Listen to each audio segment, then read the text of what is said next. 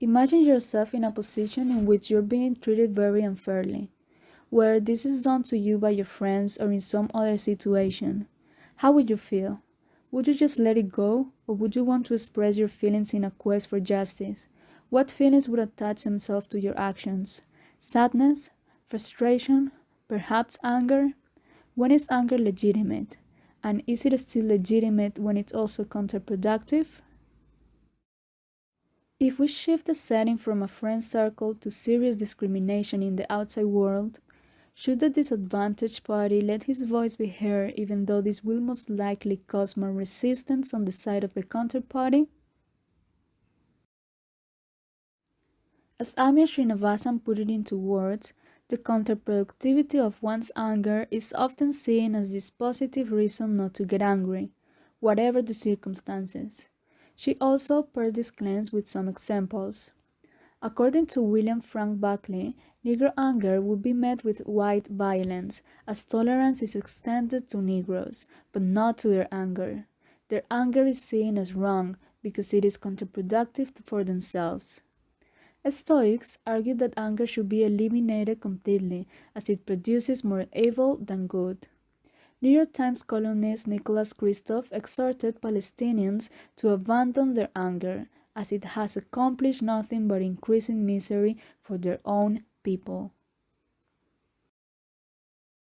Anger is not seen as apt when there are only instrumental reasons for its existence.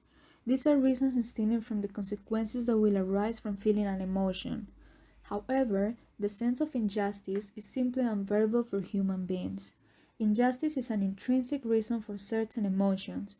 It provokes the emotion of anger and frustration as a common reaction to injustice.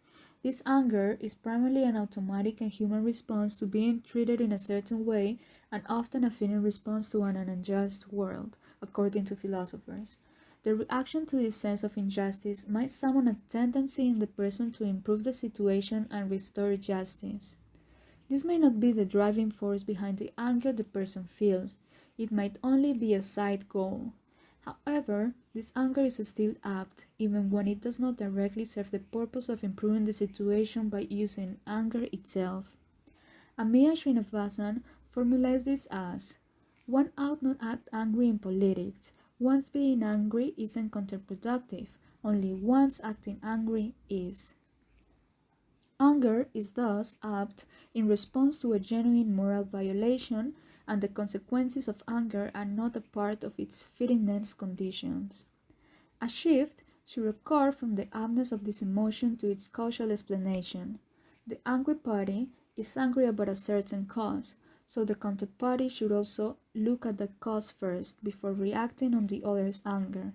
We should not react at what the anger is doing to our relationship, but why it exists in the first place. We should let go of the idea that someone who is angry is losing their mind. Instead, we should try to see what reason there is behind that emotion. A concrete example of this can be seen in recent discussions about Sinterklaas in the Netherlands. In White Innocence, Gloria Wekker elaborates on these events. Black Piet is a beloved folkloric figure in the Netherlands, a blackened man, often with a quasi-Surinamese accent. He is the servant of a white bishop, Sinterklaas. During the festivities, children put out a shoe and wait for Black Piet to fill it with sweets. According to this text, Black Piet embodies ritualized degradation, a representation that is so natural that it requires no explanation or justification. Some have pointed out that events around Black Piet expose anxiety around the changes in the makeup of the Dutch population at the end of the 20th century, and he has become the symbolic spearhead of the still existing racial inequalities in Dutch society. For the colored minorities in the Netherlands, this comes with a sense of disrespect. From their part, there is a lot of criticisms towards Black Piet, fueled by anger based on the colonial past of the Netherlands. This uproar against Black Piet from the opposing party has caused rage among people who feel that their beloved tradition is being threatened.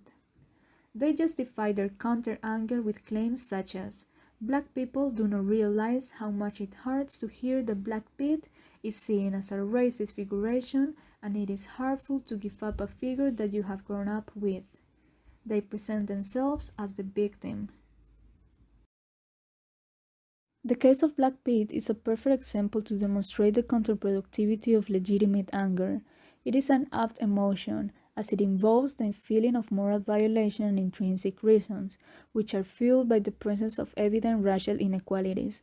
The opposing party feels discriminated, which produces anger, so their being angry is legitimate, but their acting angry works counterproductive, as the proponents of Black Piet feel attacked.